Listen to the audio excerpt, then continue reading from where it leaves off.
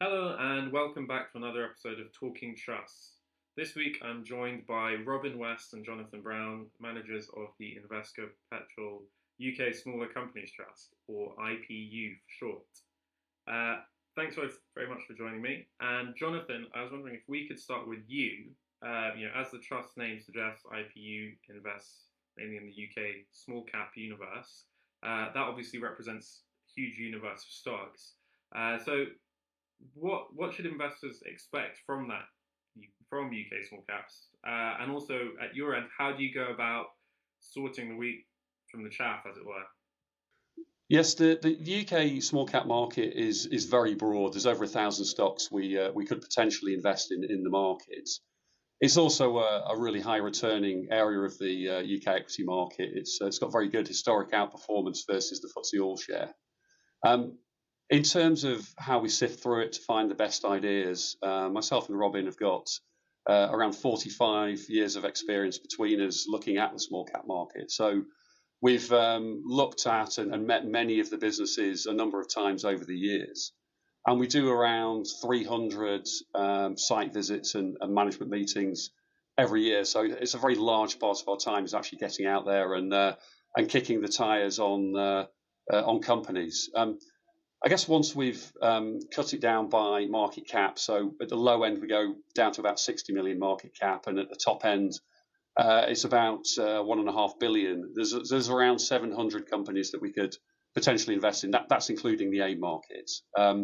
So the kind of things that we look for are good quality businesses, so high margin, high return, some kind of sustainable competitive advantage. And we're looking for companies with significant growth potential. So, the way we generally term it is we're looking for businesses that could be twice as big in 5 years' time. And obviously, we're looking for things like good quality management and strong balance sheets, etc., as well. But they're the kind of criteria we generally look at. So, given that we've met a lot of these companies many times over the years, generally, in terms of new ideas, we're looking for what's changed. So, this could be, valuation, obviously. I mean, given the market setback, that's a key area of focus for us at the moment. Or it could be a shift in earnings momentum or a change in margin structure. And we've got a proprietary screening tool that we use to produce a long list of ideas that we can go on and do desk-based research on. So we do think the small cap market's a really exciting area, and we think it's something that most investors should consider being exposed to. Great, thanks for that. And Robin, if I could shift over to you, I think for the past few years, there's been lots of people saying that the UK market as a whole is undervalued. Do you think that's the case for UK small caps as well? And if so, why? I guess it's worth starting just by reminding you that, as Jonathan's highlighted, the UK small company sector has been a strong historic performing sector. When we look at the Numis Smaller Companies Index, which is the bottom 10% of the UK market, going back to 1955, that's delivered a compound annual return of 14.6%, which is very strong in absolute terms, but also some 3.4% ahead of the FTSE All Share. You're right to highlight that the UK has been or is undervalued relative to other markets. I mean, this has largely taken place since the Brexit referendum, where we've seen a lot of investors, both domestic and international, reluctant to commit further capital to the sector given the uncertainty. What that's resulted in is when we look at global markets, or when we look at the UK market relative to its 10-year history, we're trading well below the typical range. So we look at a forward PE between the 20th and 80th percentile, and we're trading well below that. And compared to most other global markets, we're well below the valuations they're trading on. We've also done some work looking at historically, this time looking at the FTSE Small Cap Index.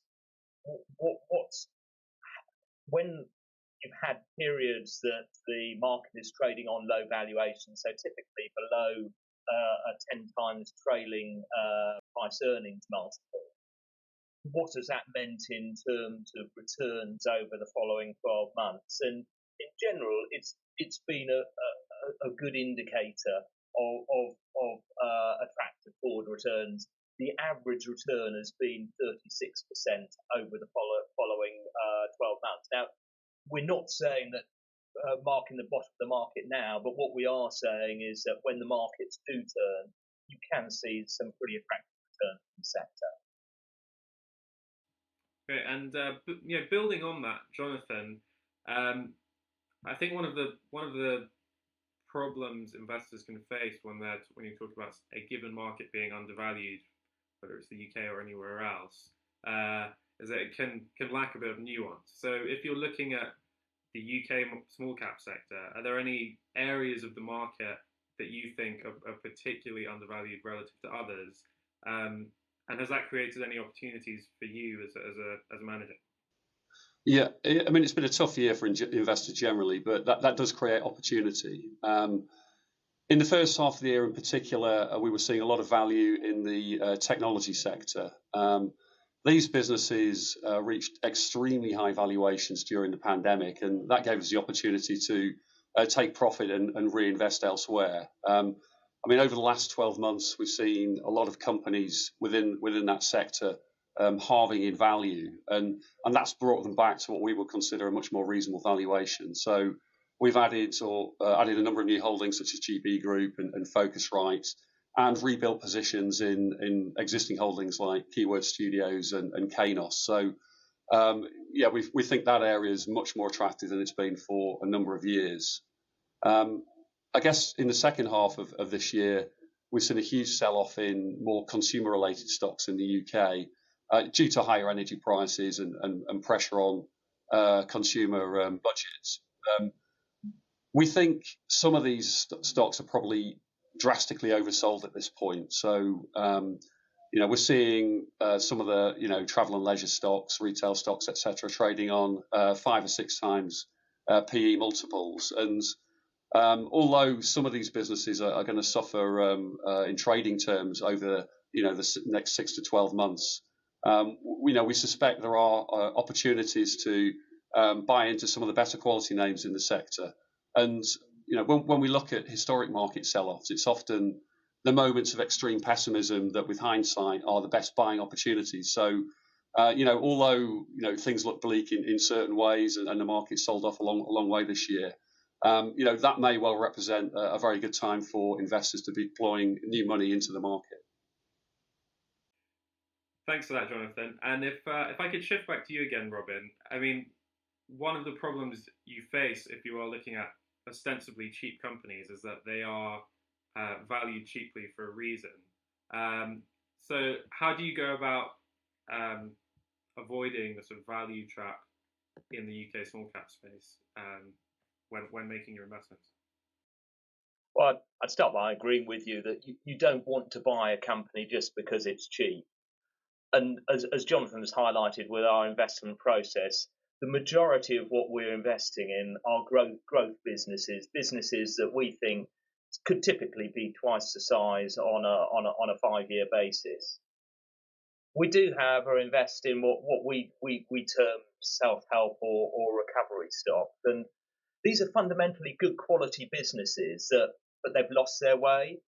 And critically, there is a catalyst for change, and more often than not, that will be a change of management. You'll get a new CEO who come in and restructure the business.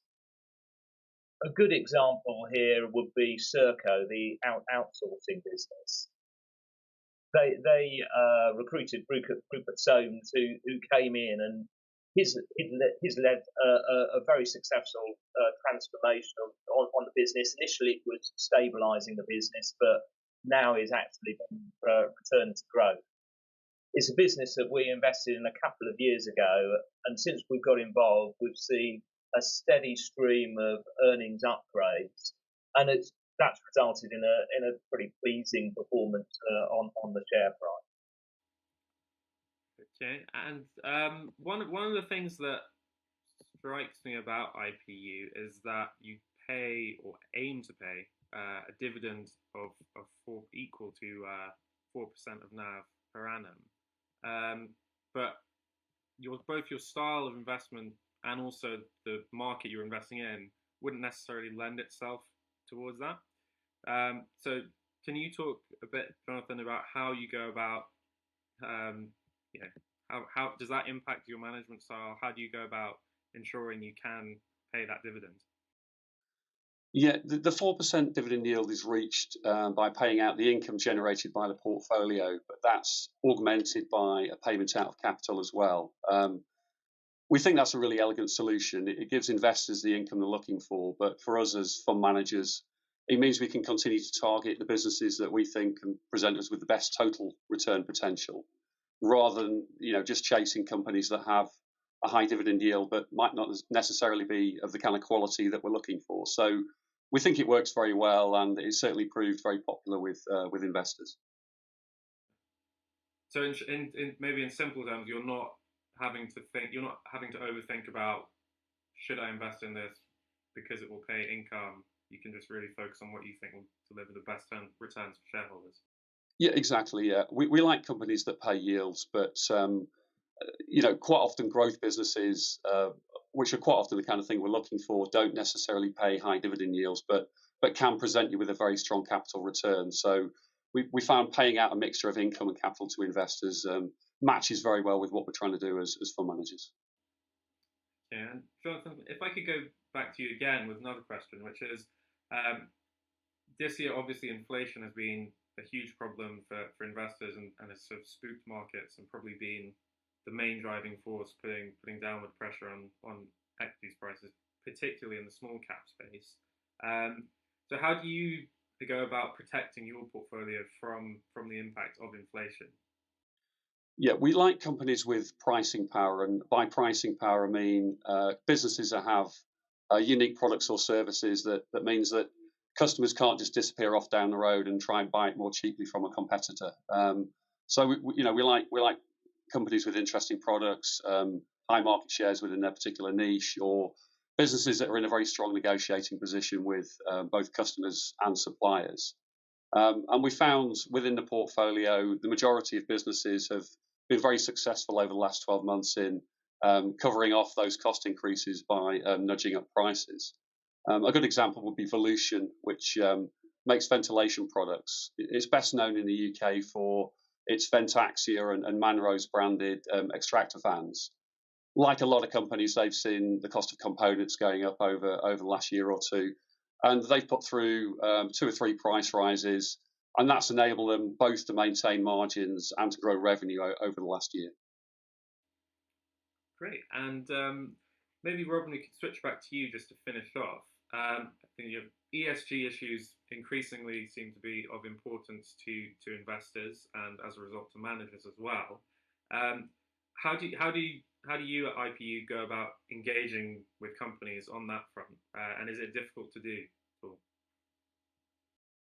I mean, ESG has always been effectively a part of our investment process, although we may not have articulated it as ESG. But when we look at the components of that, on the governance side, we've always looked at the quality of management and also to things like remuneration structure to make sure that their interests are very much aligned with those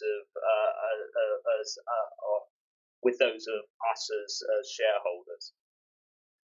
On the social side, we look at things like understanding the culture of the business, looking at staff churn, and looking at employee engagement scores. Because what history has shown us is that businesses that have an engaged workforce that have got strong retention measures tend to produce strong results because everyone's pulling together.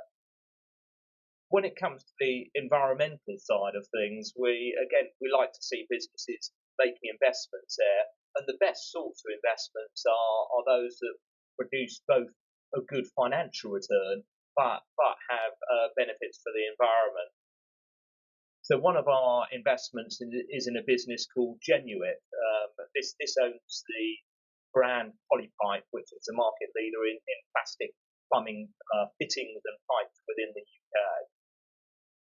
Over half of the polymer that goes into their product is from recycled polymer. So it's more likely than not that the next time you chuck away a milk bottle, that will end up in one of Polypipe's pipes.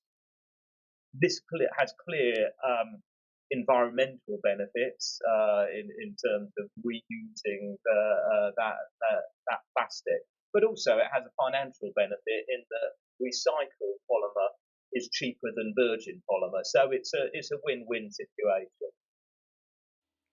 So would you say engaging with companies on this point actually enhances returns or has the potential to do that? Just because I think some people are maybe a bit skeptical about ESG today.